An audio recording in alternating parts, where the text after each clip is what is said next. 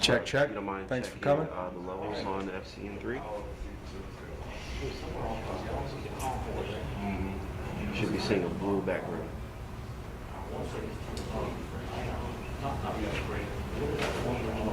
You guys good to go? Good to go? Yeah,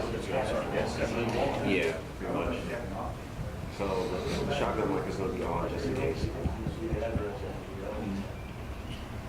All right.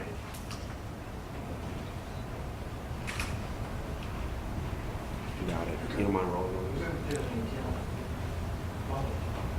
Appreciate it, man. All right, peace.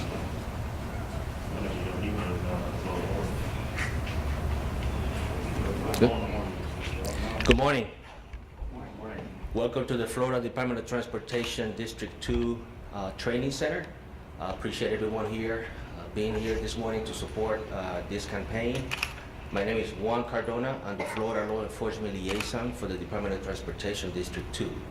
This morning we are here to kick off our speed enforcement campaign, Operation Southern Slowdown. And to tell you more about this campaign, I will introduce you now to Mr. Alex Cabral. He's the Deputy Regional Administrator for the National Highway Traffic Safety Administration, Region 4.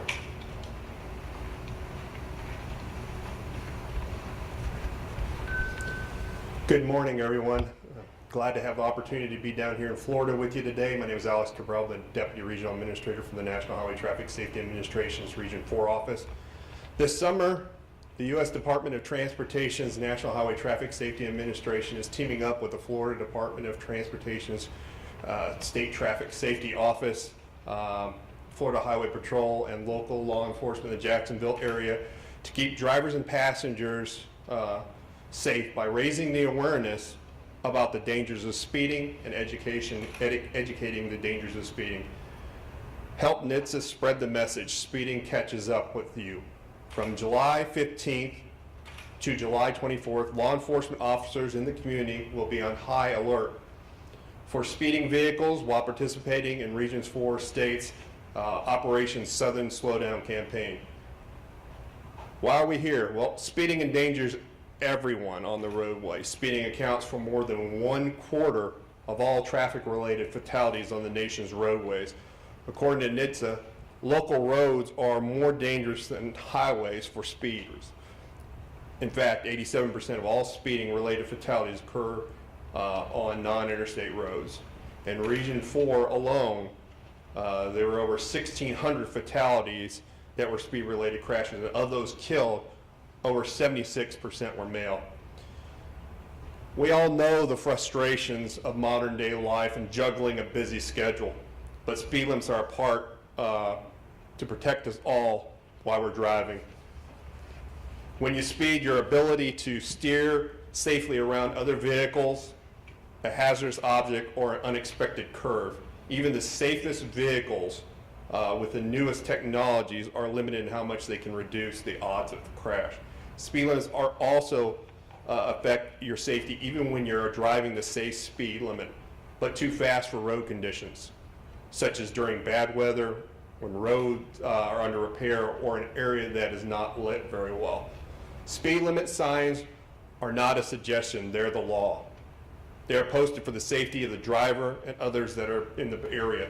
Unfortunately, we see people speed every day, especially young men. If you're killed in a crash, or if you're killed someone else, that's it. There's no second chance. Speed is just not worth the risk. So we ask our community, please slow down. Our goal is to save lives, and we're putting all drivers on alert. The posted speed limit is the law, no excuses.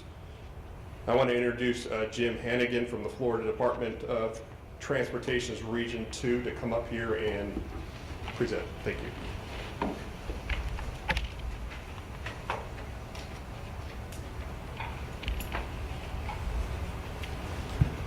Good morning.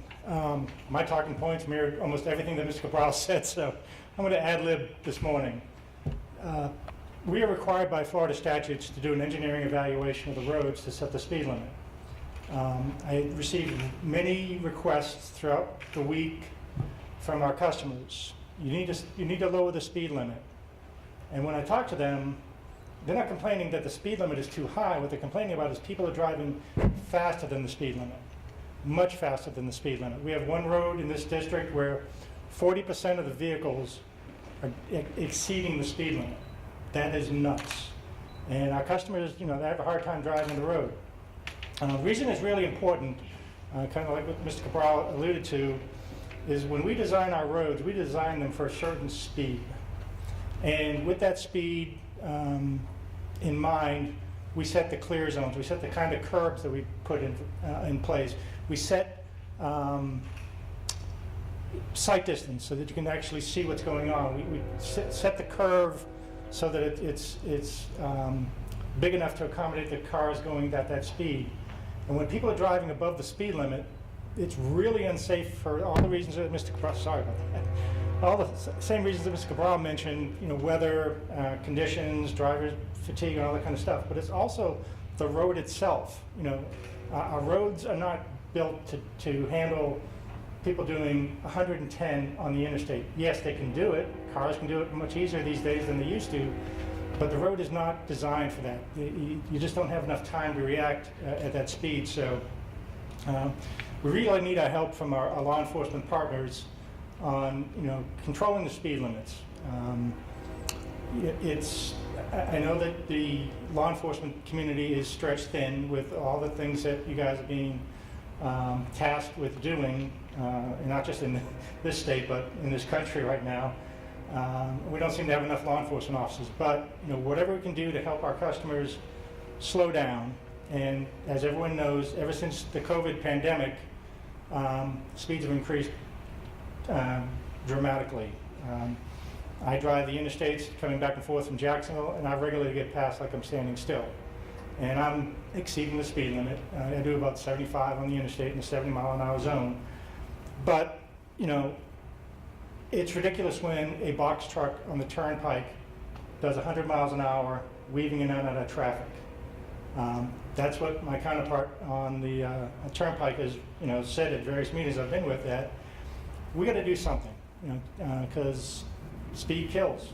And with that, I'd like to introduce Lieutenant Lewis with FHP. He's got a couple of points.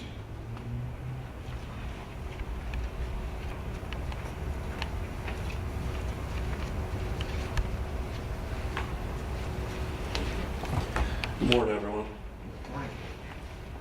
I've been with FHP for 25 years. I've spent the last 5 years in traffic homicide, and everything these gentlemen were saying about speed-related fatalities, it's absolutely correct and true. Speed is a big factor in a lot of the traffic fatalities we work. We've all seen the vehicles driving at high rates of speed in and out of traffic, cutting people off, almost causing a collision, and then next thing you know, you're sitting beside that same person at a traffic light. Or the same vehicle, you may go a couple minutes down the road, you'll see them in a bad collision. This is a really good initiative.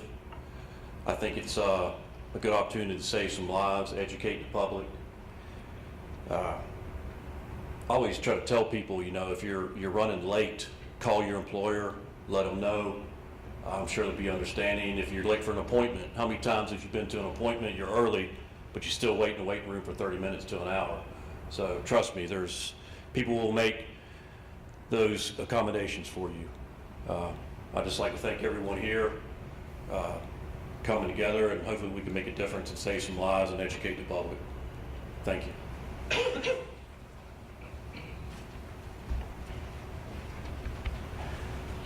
So that will conclude this event. If you have any questions for any of the speakers, they'll be available after we conclude this first event. The one thing that I would like to add is that also with speed and distracted driving, that's a bad combination as well. And I think that a lot of the fatalities that could be avoided are also attributed to distracted driving. And like Jim alluded to, you cannot react when you have a phone in your hand and doing 100 miles an hour, which is what a lot of people do on 95. I drive it almost every day, and the speeds are pretty horrific.